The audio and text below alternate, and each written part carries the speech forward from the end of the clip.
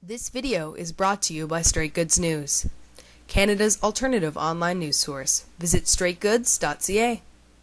The government can take a different position than the departments themselves, so they're not necessarily one and the same.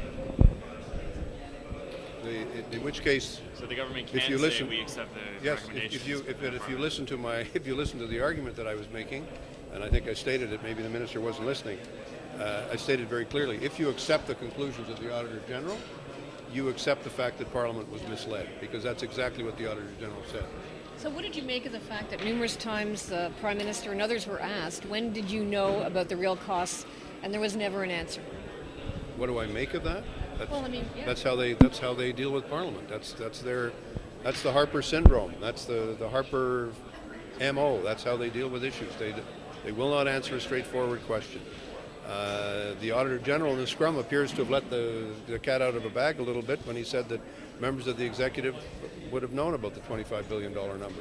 Well, if they did, then we have a real problem, because then that means that they were effectively misleading Parliament for many, many, many months, misleading the people of Canada throughout the last election, saying to the people about the contract and about costs and about everything else which they knew weren't true. I guess you sort of say to people, do people care about that?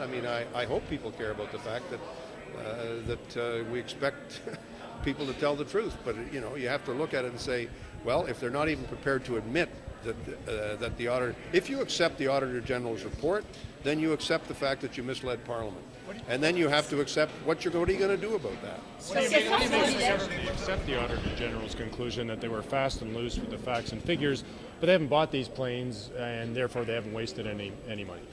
Truth matters, and I was making the argument in the House that the whole basis of our parliamentary system is that people tell the truth, and it's unimaginable to me that there would be no consequences to ministers not telling the truth, to the Prime Minister not telling the truth. Frankly, that the media or the general public would simply sit back and say, "There's nothing we can do. We accept this. There's no problem." It's absolutely. Maybe I'm living in another world, but I don't think so. I think the world I'm living in is one where there are consequences to actions, and